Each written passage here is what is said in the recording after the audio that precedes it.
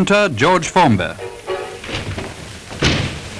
Well, George, what's gone on with you, lad? Well, I must have said it wrong. What does voulez-vous promenade mean? Va-t'en, espèce de bête! On dit pas des choses comme ça ici! Je veux plus te voir dans mon estaminet! Fiche le camp! I didn't know it meant all that. What was you doing out here, George? I've come out to sing to you lads. Do you want a song now? Yeah, I'll sing us when it cleaner, George, will it? Okay. I go window cleaning to earn an honest bob.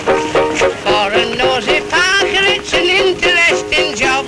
Now it's a job that just suits me. A window cleaner you would be if you can see what I can see. When I'm cleaning windows, honeymooning couples do. You should see them bill and coo. You'd be surprised at things they do. When I'm cleaning windows, in my profession I'll work hard, but I'll never stop.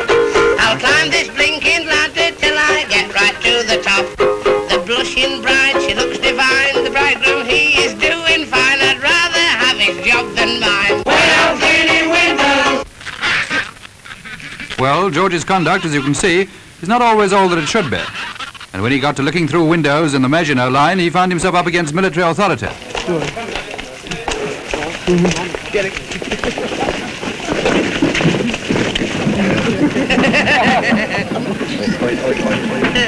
However, George can sing his way out of any situation. What about a song? I haven't got a ukulele. I got one, George, you want? You got one? Yeah, so fine, you what? Okay, well, What's that, George? That's it.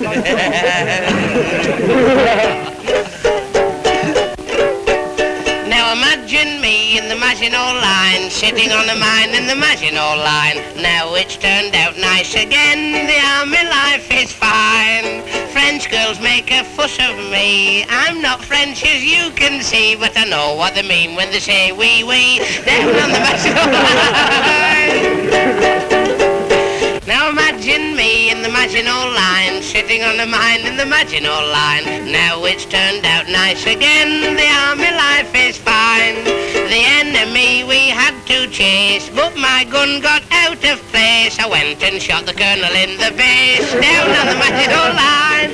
Now imagine me in the Maginot Line, sitting on a mine in the Maginot Line. Now it's turned out nice again, the army life is fine. At night myself to sleep I sing, to my old tin hat I cling. I have to use it now for everything.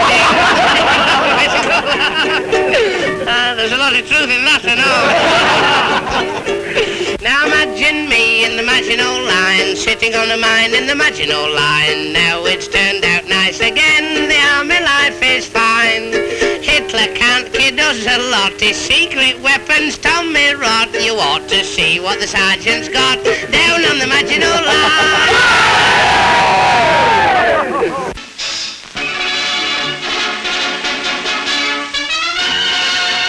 Lord Gort's appearance in London is the best sign that the evacuation of the BEF from Flanders has been virtually completed.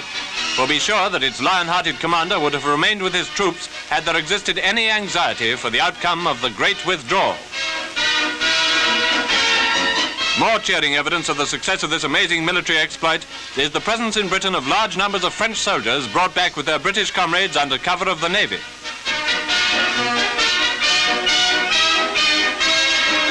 They are showered with hospitality and find the tea of old England almost as refreshing as their familiar coffee. Enjoying an unexpected seaside holiday, they bask in the sun, awaiting orders to return to France. The story of that epic withdrawal will live in history, both as a glorious example of discipline and as a monument to sea power. Sailing with one of the relieving vessels, we pass ship after ship, packed with men whom the long arm of the Royal Navy has brought off the beaches of Dunkirk. Every kind of small craft, destroyers, paddle steamers, yachts, motorboats, rowing boats, have sped here to the burning ruins of Dunkirk to bring off the gallant British and French troops betrayed by the desertion of the Belgian king. The Germans had proclaimed in their communiques that the British and French armies of the north were facing annihilation. They had announced that their Nazi dive bombers would deal with any attempt to withdraw by sea. The dive bombers certainly did their utmost to embarrass the movement, but once again, Hitler had underrated the power of the Royal Navy. The Royal Air Force, too, operating out of sight of the soldiers, was bringing down Nazi planes and hampering the advance of the German army. Here, in these scenes off the beaches of Dunkirk, you have one of the dramatic pictures of the war. Men wading out to a vessel beached at low tide, its crew waiting to haul them aboard.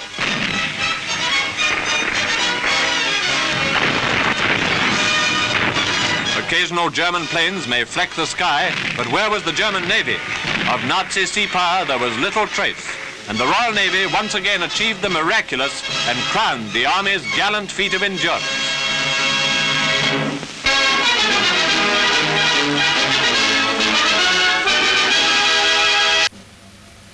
This questionnaire is addressed to civilians who are not in armament factories or in government service. Have you joined the local defense volunteers? In this organization, you will find increasingly important work to do. You can carry on with your civil employment while discharging military duties. You can renew your acquaintance with firearms with all the self-confidence which the rifle gives you. Or if you're new to the rifle, you can quickly learn on the ranges how to handle and fire it. That you're taking your first pressure and you're going to apply the second pressure by a gentle movement from the first finger.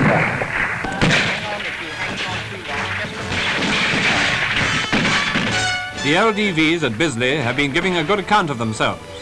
Then again, this organization contains a motorcycle contingent whose job will be very responsible if there is any breakdown in telephone communications. Or if you're not of military age, you can help in the fields. Here's a picture of Scottish schoolboys whose leisure, always a problem at school, is being devoted to farm work. There will be a tremendous demand presently for labor on the crops. That's a thought for the weeks which would normally be your holiday. Are we all doing everything we can? The question applies too to national savings. The daylight projection van of the National Savings Association is seeking out the little communities remote from the nearest cinema and impressing the need of saving on the fisherman and his kind. It's educating the kiddies too. We all of us know the importance of backing the country's effort with our savings, but are we backing it to the last farthing? Finally, are we all in the air raid precautions business? Not only the wardens and the officially enrolled helpers, but have we all taken to heart the advice and instructions to take cover? Not to stand staring at the sky. Always to carry a gas mask. Do we put our cars out of action when leaving them? And have we digested the contents of the latest government pamphlet? Only if we can answer these questions with a yes, can we be considered citizens worthy of our country in its crisis.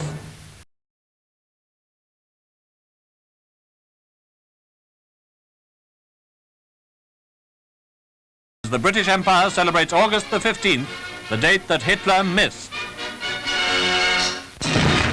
The German Air Force apparently had instructions to do something about the day, and what it did was to lose 169 planes in mass attacks on British harbors, shipping and aerodromes. Very impressive and threatening they look in the air, bombing a lightship, but when you see them like this, they are not quite as formidable. The occasional balloon falling is witness to the fact that they found a sitting target. Their own hulks on the seashore are witness to the fact that a Hurricane, a Spitfire or an anti-aircraft gun has found a moving mark.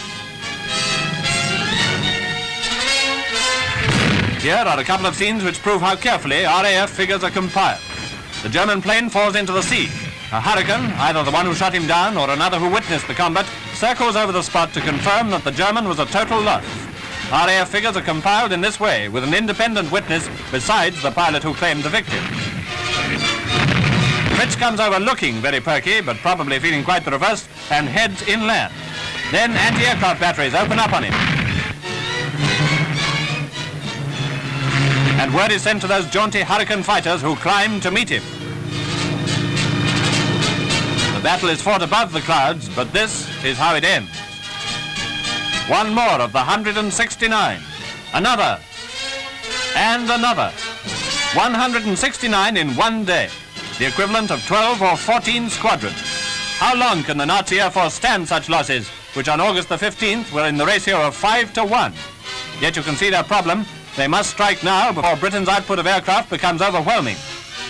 We can view all this wreckage, in the Prime Minister's phrase, not without relish. The Boche got just what was coming to him, and on his own day.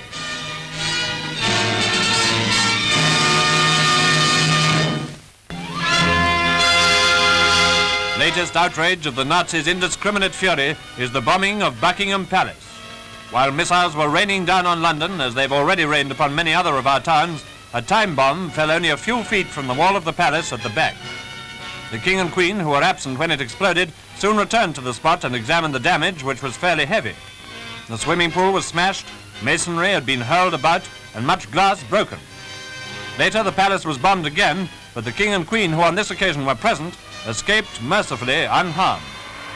Their Majesties have continued to tour the districts that have suffered most damage in recent raids, and the knowledge that their King and Queen are among them, they were actually caught in a raid and had to take shelter during this particular visit, has greatly heartened the people. Their Majesties were tremendously impressed by their steady courage. Meanwhile, Hitler's rage grows more furious, and his bombers continue to strike in many parts of London as well as other cities and towns.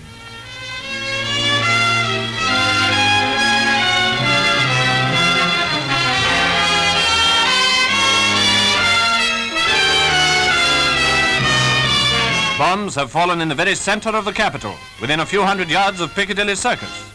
The Nazi assault may well be a prelude to invasion, but in that event we shall simply stay put, as we have been told, while the enemy is dealt with by the services. A terrific anti-aircraft barrage has been organized to defend the capital. Nazi planes continue to be shot down by the score, and our own bombers are hitting back good and hard as the Battle of Britain reaches a climax. At this crisis in world history, the words of our Premier are an inspiration. I express my admiration for the exemplary manner in which all the air raid precaution services of London are being discharged, especially the fire brigades, whose work has been so heavy and also dangerous.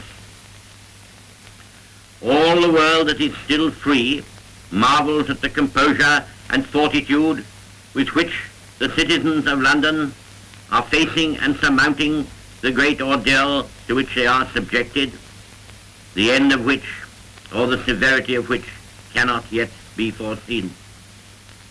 It is a message of good cheer to our fighting forces on the seas, in the air, and in our waiting armies, in all their posts and stations,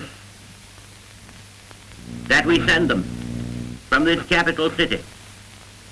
They know that they have behind them a people who will not flinch or weary of the struggle, hard and protracted though it will be, but that we shall rather draw from the heart of suffering itself the means of inspiration and survival, and of a victory won not only for ourselves, but for all, a victory won not only for our own time, but for the long and better days that are to come.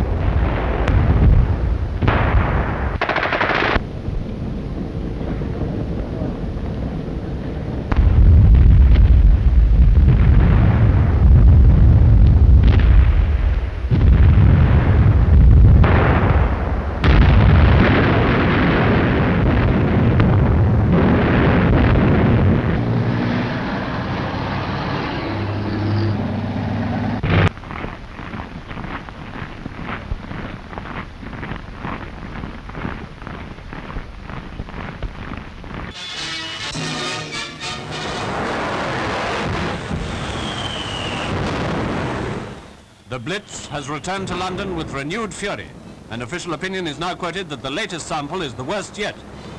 The raiders came in with flares and incendiaries, and not all the untiring efforts of firemen and fire watchers could prevent the flames gaining a hold on buildings and scattered areas of the capital. High explosive rained down where the blaze had gained a hold and increased the havoc.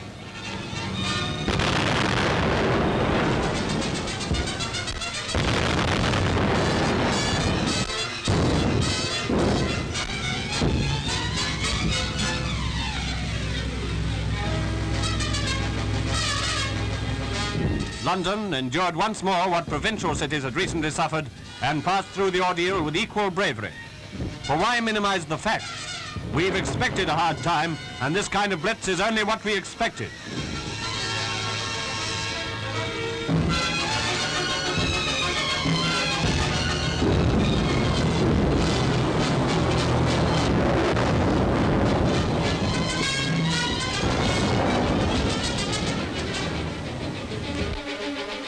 This is not to forget the sympathy due to the victims, to the dead, bereaved, homeless and destitute, victims of the Germans' criminal mania for blood and conquest. But now, a word or two to the government and the powers that be.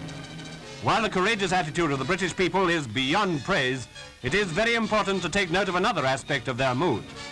You don't hear anybody saying, "We can take it" now. Why? Not because it isn't true. We take taking it for granted. But the war has moved on, and the phrase which fits our present sentiment is, "They've got it coming to them." They, that is the Germans, have got it coming to them. We can bide our time if we know that sooner or later, preferably sooner, the Germans are going to go through it too.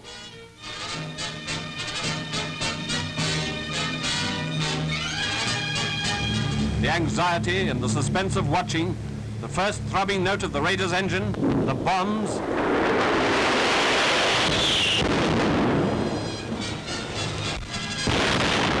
fires, the collapse of shattered buildings, the strain of firefighting, of rescue and salvage, of physical suffering, death, bereavement, all these things are going to be the lot and portion of the German people. They've got it coming to them.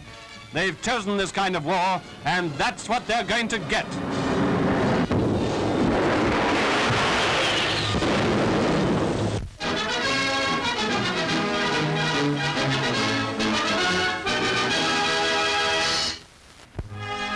And here are some other people who in their own way are also doing their stuff, for their children leaving London. There's been a long lull, but the air raid season is now upon us, and the folly of keeping children in a big city likely to be blitzed hardly needs stressing. Wise parents pack their youngsters off now while the going's good.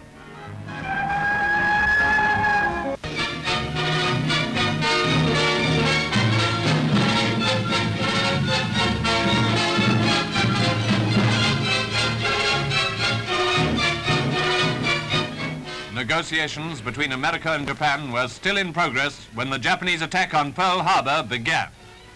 That was only a short while before a Movietone cameraman took this shot of fire over Hawaii.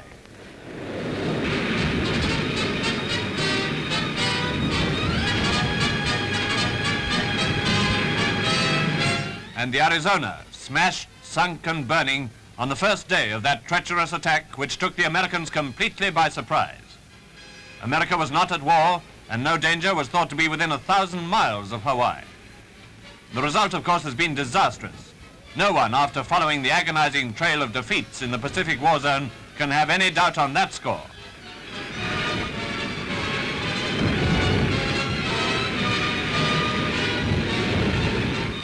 The Japanese bombs did tremendous damage to the immediate strength of America's Pacific air power, as well as to her Pacific sea power, which was based upon Pearl Harbor. These views, taken later, indicate a measure of the damage caused by the devastating attack launched from Japanese aircraft carriers on the 7th day of December, 1941.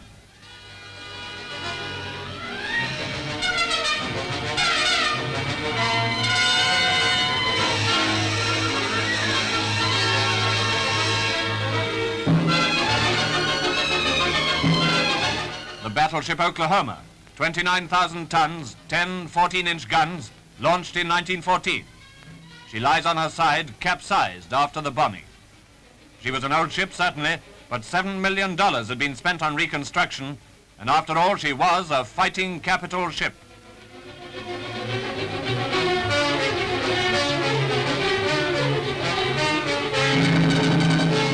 Another victim, but less important, the ex-battleship Utah, launched in 1909 and recently used as a wireless-controlled target ship. The 32,000-ton Arizona again, burnt out now and resting on the bottom, her 14-inch guns still above water.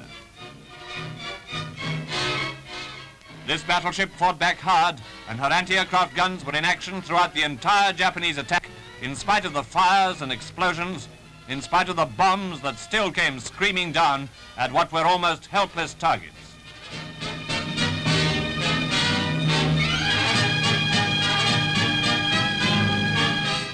The world knows well enough that Pearl Harbor was taken utterly unawares, but we may never know the individual deeds of heroism aboard the USS Arizona that day.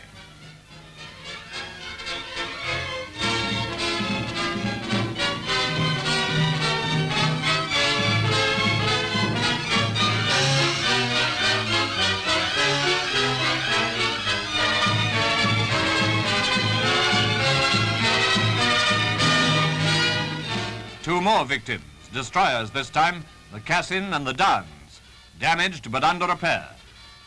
Well, that's two battleships, an old target ship, two destroyers, and I don't know how many aircraft or what amount of damage to shore establishments. Let's hope the lesson has now been learnt in full, not only by our great ally, but by ourselves as well. These hulks are forceful reminders that the Allies are engaged in a fight for life against a combination of enemies more powerful and more unscrupulous than we have ever faced before. After over 2 years of war, though we have still full confidence in victory, that victory is still below the horizon. Grim reminders, these sunken emblems of American sea power.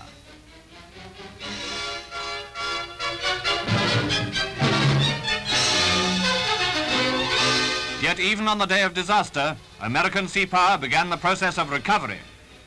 An undamaged cruiser putting to sea steams past the burning Arizona, a symbol of America's resolve to take complete revenge.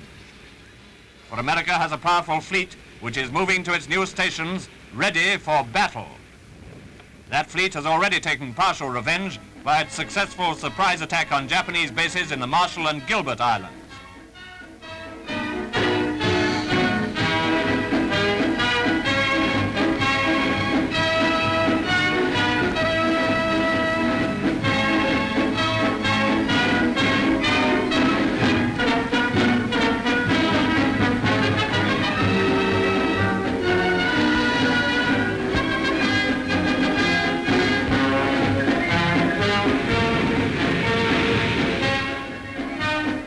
The United States, building the most powerful navy in the world, is gathering strength to steam with us through all the heavy weather that the Allies are certainly running into.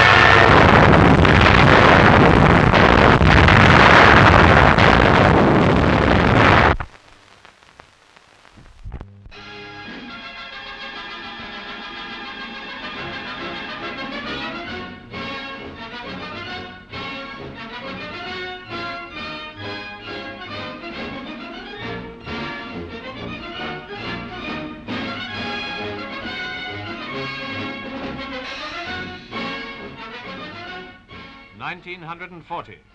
The shadow of tragedy and defeat hung over our country. France had collapsed, and the BEF, fighting the greatest rearguard action ever known, reached the fire-swept beaches of Dunkirk. Only the fighting spirit of the troops themselves and the achievements of our seamen and the Royal Air Force saved them. Their equipment was lost, but the men brought back were all ready to repel the invader. Britain was indeed on the defensive. It was then that Mr. Eden announced the formation of the Home Guard, or the Local Defence Force, as it was first called. The response was immediate and overwhelming. From all over the country, volunteers rolled in, and soon they were in training. At first, they were short of equipment, uniforms, and weapons.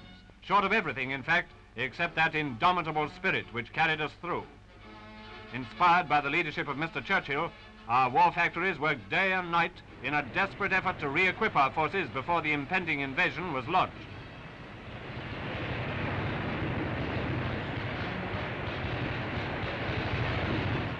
As a prelude to a full-scale attack, the Luftwaffe was sent in terrific strength to blast our aerodromes and defense works and so ensure a successful channel crossing.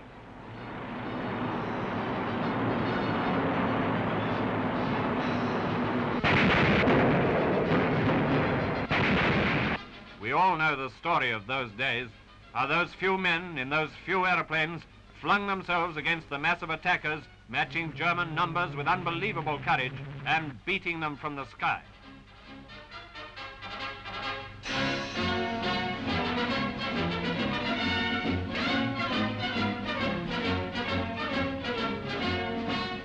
Never was the spirit of Britain better displayed to the world, but it was a defensive courage.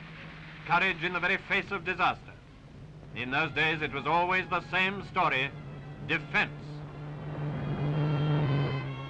When the Germans began their wholesale attacks on our cities and towns, British civilians were in the front line for the first time. Powerless to hit back, their bravery in the face of danger, their "we can take it" attitude was another serious blow to Nazi plans.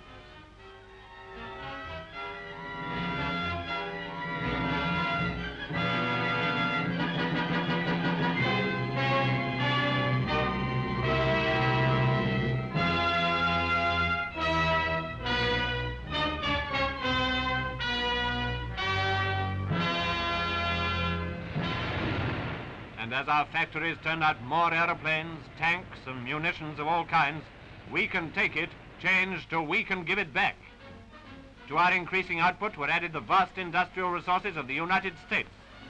Everybody was looking forward to the day when our aircraft would smash deep into Germany's war industries, when our tanks would crash through the Nazi panzer divisions, when Britain would turn from defense to attack. The implements of war were piling up. New factories were getting into full production, many of them underground, safe from German bombs. More and more girls took their place in industry, releasing men for sterner jobs.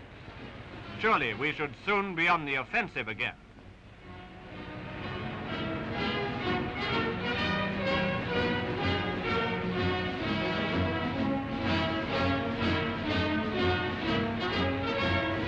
The Home Guard was now more fully equipped and trained so that greater numbers of our regular troops could be sent abroad to other theatres of war.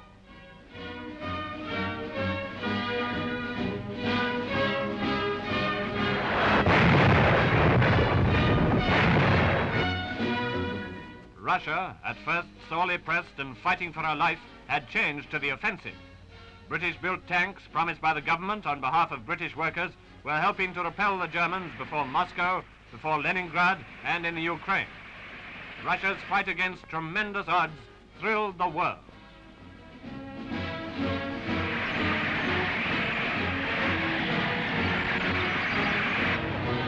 In the tank factories, superhuman efforts were being made to fulfill our obligations. Russia must go short of nothing she needed, and at the same time our own growing mechanized strength had to be not only maintained, but increased.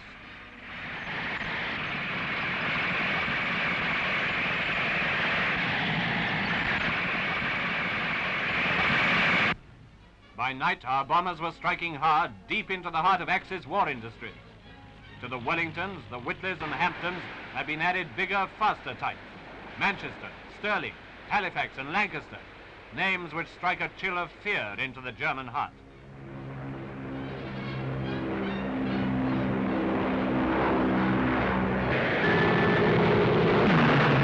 Our fighters, instead of facing overwhelming odds over Britain, were carrying the war to the enemy.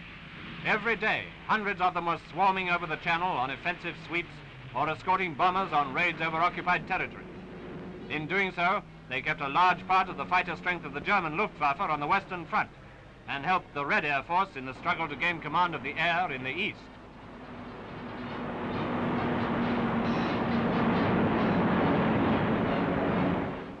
For the first time since the war started, the enemy were being harassed and kept guessing, and what was far more important, they were being forced on the defensive.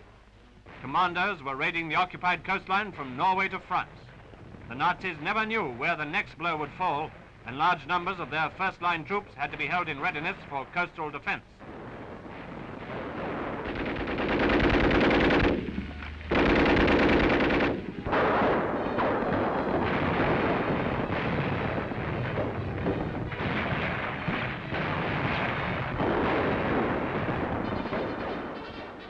Our paratroops, trained for attack, were soon in action. At last, the initiative was passing to Britain. American troops arrived from across the Atlantic. Their purpose not so much to strengthen our defense, but rather to be on hand ready to play their part in the last great offensive, the Allied offensive. It was a new spirit. Army training now was primarily in methods of attack.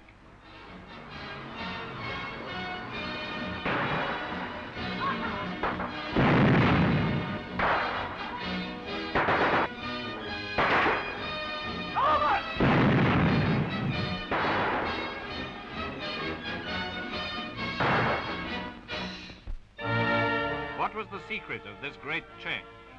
Simply the unconquerable spirit, the will to win of the people as well as of their leaders.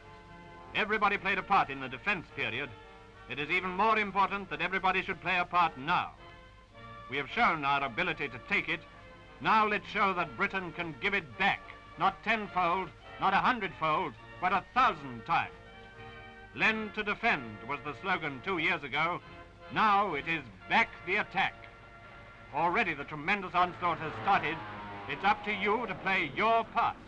You must lend to back the attack.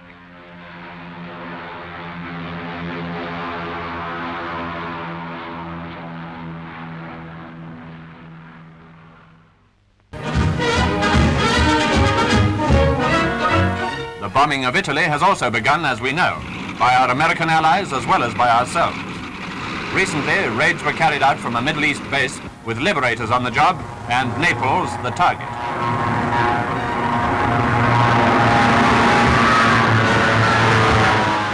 It's not just a nice little hop across the Mediterranean and back. As a matter of fact, the total distance to be flown is actually more than the distance across the North Atlantic.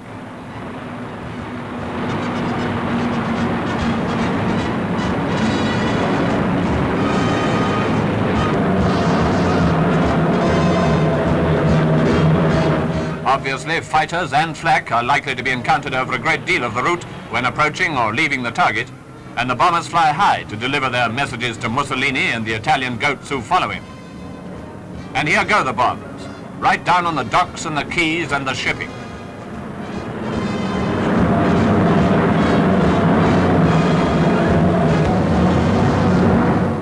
High-altitude precision bombing, an American speciality.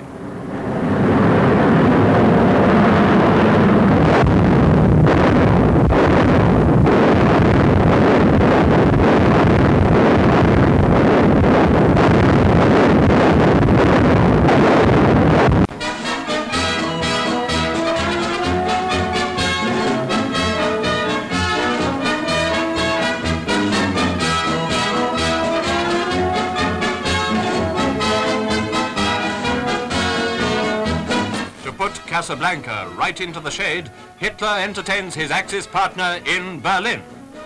The first item is that well-known maneuver recently renamed the Westward Advance.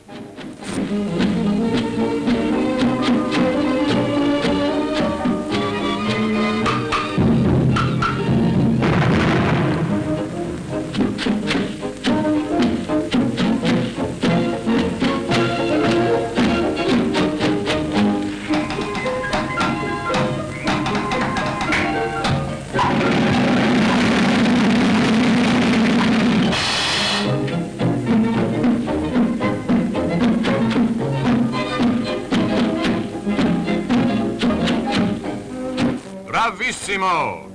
Now it is proposed by Mr. Mussolini, seconded by all the herring folk, that Corporal Hitler himself should demonstrate a few steps. After you, Musso. Now, after you, Adolf. Come on, don't be nervous.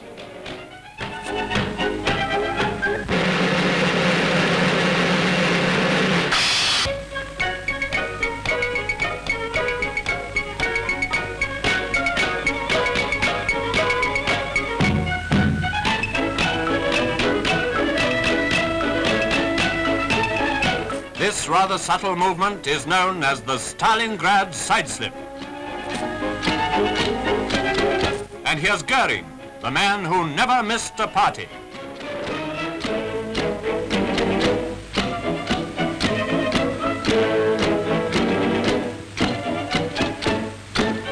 Bravissimo! Eccellente!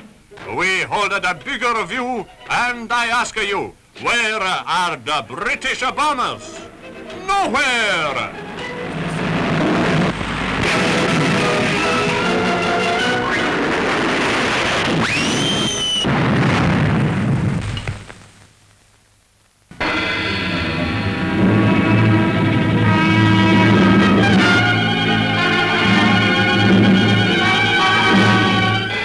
The Battle of Stalingrad, which began in the middle of September 1942, ended in January 1943 with the cutting off and the liquidation of Hitler's Sixth Army.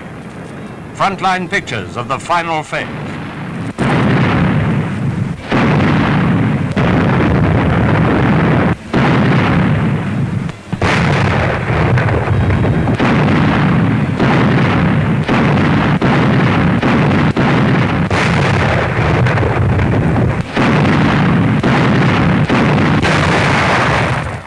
Hammer and sickle of the Soviet Union, slashing at Hitler's military arrogance, pounding the battered remains of his encircled divisions.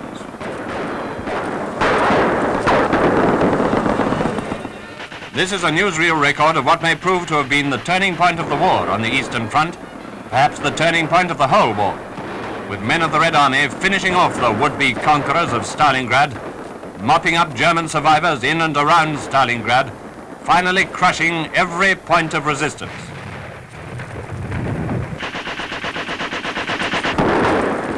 Lieutenant General Batov greets General Rokossovsky and Marshal Voronov.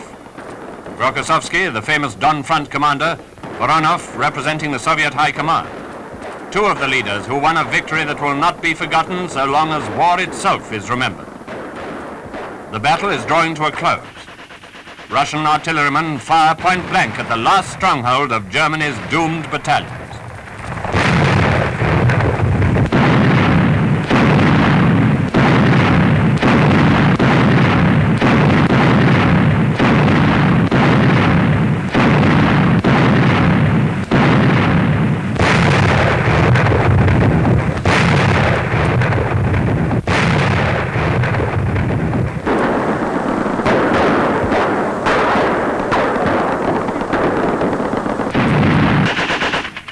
Hammer and sickle of the Red Army completely broke down the enemy's will to fight, and the Russians are reaping the reward of their gigantic efforts as at point after point whole detachments of German troops give themselves up. Now the white flag of capitulation has taken the place of the crooked cross.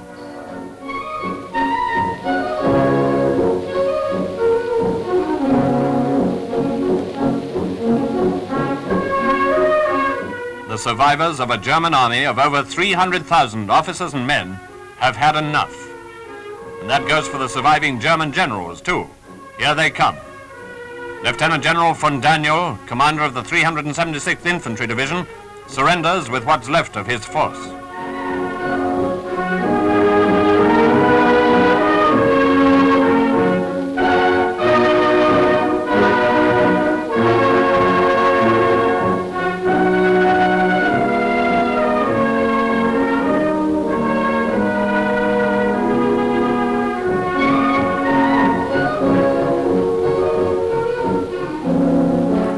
Lieutenant General Sahne, commander of the 100th Division, Hitler's pet boys since the work they did in France and Belgium, General Sahne surrenders.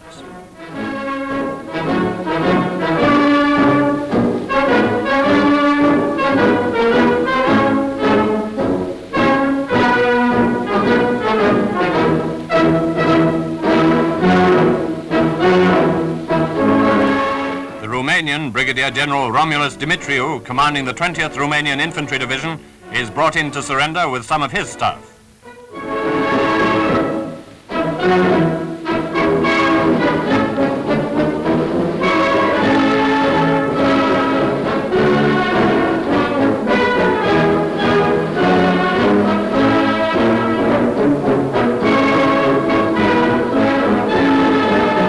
Altogether, 24 of Hitler's generals surrendered in Stalingrad. Lieutenant General Schlemmer, commander of the 14th Tank Corps, surrenders. Major General von Dreber, commanding the 297th Infantry Division, surrenders. Lieutenant General Rinaldi, commander of the Medical Corps of the 6th Army, surrenders. German generals trained and practiced in the German School of War, beaten at their own game. There goes von Daniel on his way to the headquarters of the Soviet General Tolbuhin.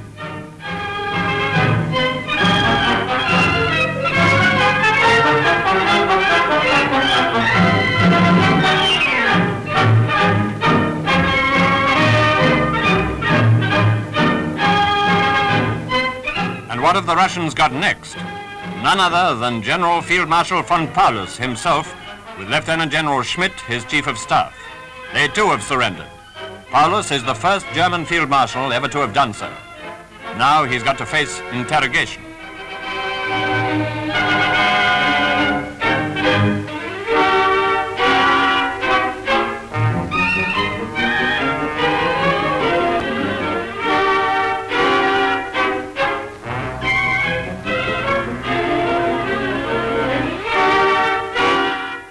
Berlin said he was badly wounded.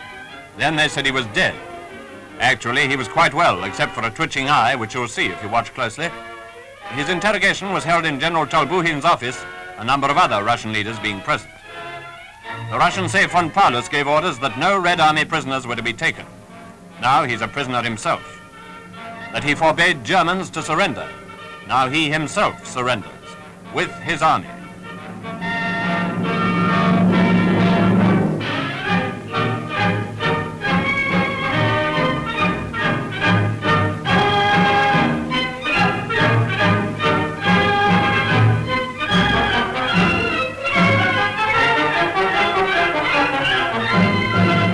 This is the actual order of the day issued by Stalin. Congratulations and thanks to the Red Army men of the Don Front for their excellent fighting. A simple message from the Commissar for Defense. A simple message marking the greatest victory of the war so far. A victory that has meant the crushing of an army, a great blow to German military prestige, an open wound in German morale that no talk from Nazi leaders can really hope to heal.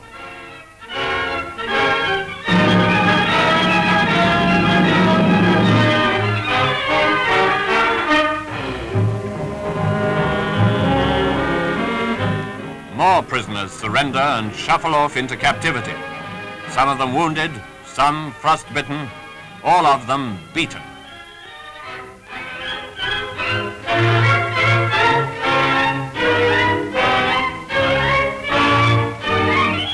Over Stalingrad, the red flag flies again from one of the few buildings that still stand in that ruined city. Yet Stalin's ruined city has itself started an avalanche of ruin that will one day overwhelm the Germany of Hitler.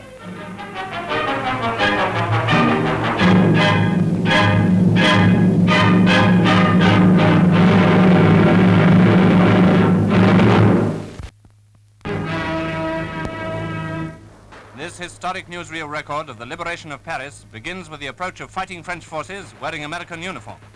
They're seen racing to the relief of the capital and wiping out German strongpoints on the outskirts of the city. While this was going on, the French forces of the interior were fighting in Paris itself. Their so-called armistice with the Boche had been broken, by the Boche of course, and the Battle of Paris had flared up again. But the clinching argument could already be heard by the Parisians, who knew that French armor under General Leclerc, equipped and supported by the Allies, was on the way. Scenes like this left no doubt whatever that the liberation of Paris, complete and final, was now only a matter of hours. Now, the effects of long months and years of occupation and oppression since the fall of Paris in 1940 fell away. Now, in the brief but decisive weeks following the Allied landings on the 6th of June, Now, before the end of August, with almost unbelievable speed, France was being cleared of the Boche. Paris herself was almost free again.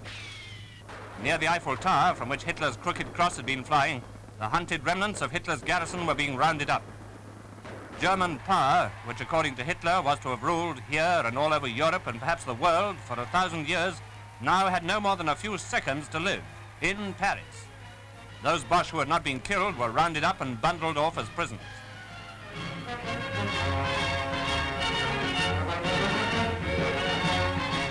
Then the tanks drove right in. Paris was free.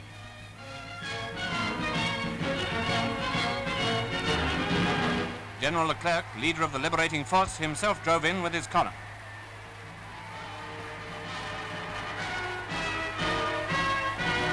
And for the leading elements of a British force, there was another terrific welcome. Tommy was back in Paris, and the Parisians, who knew how Britain had been fighting the Boche on every front, in defeat and in victory, said it with cheers and with kisses.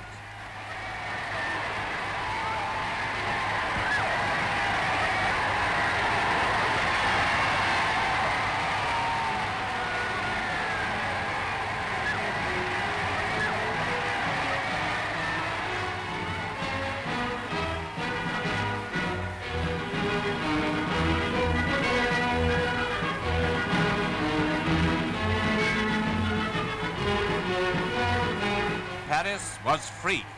The German commander and 10,000 of his troops had surrendered. General de Gaulle had arrived. Here he is with German generals and staff officers after the surrender to General Leclerc. What a moment for de Gaulle. What a sight for the people of Paris. It's really impossible to imagine the feelings of Parisians at this moment. Allied airmen flying low over the housetops saw a city which had suffered very little material damage. What they couldn't see from the sky was the indescribable joy in the hearts of the people.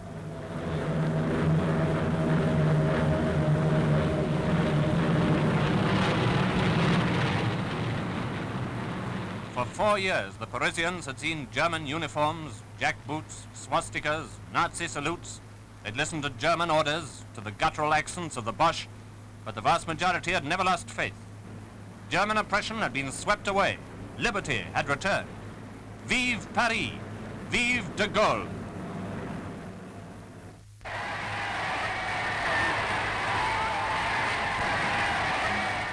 The general, whose faith in the freedom of France had been shown to the whole world with unwavering resolution since the fall of France, drove to pay tribute at the unknown soldier's tomb at the Arc de Triomphe.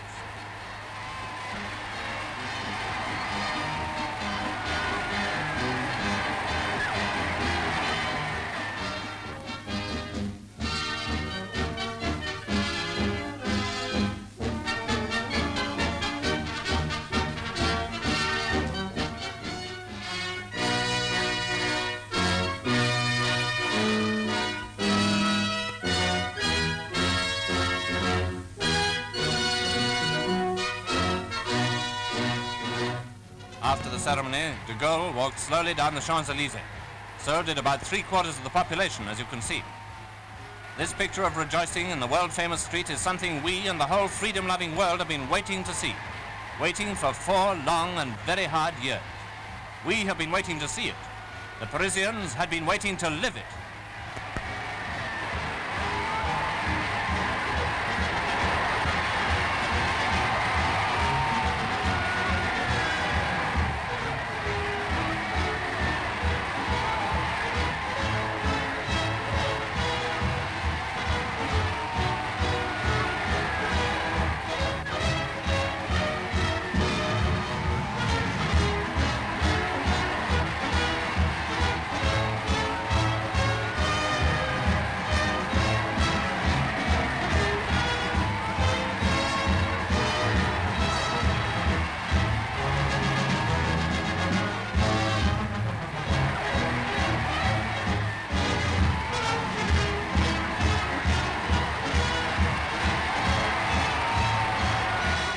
Continuing by car, the general drove to the Hotel de Ville on his way to Notre Dame.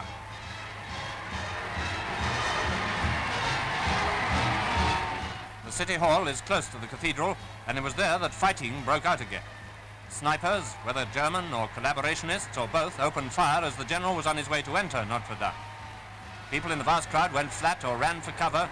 French forces fired at the snipers, machine guns rattled, bullets sang over the heads of the people.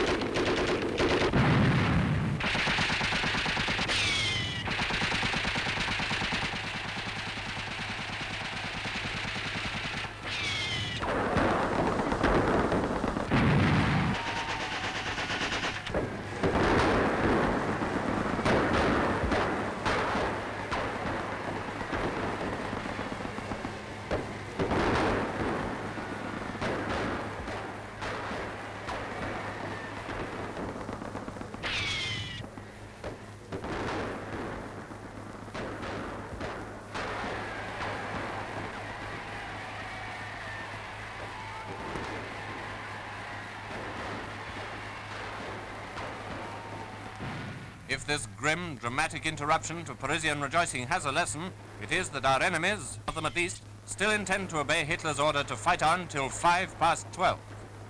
When they are driven back into Germany, when they're defeated there, even after capitulation, fanatics may still fight on. De Gaulle ignored the attempt on his life. The snipers were put out of action, the firing ceased, and the rejoicing continued. Vive de Gaulle! Vive Paris! Vive la France!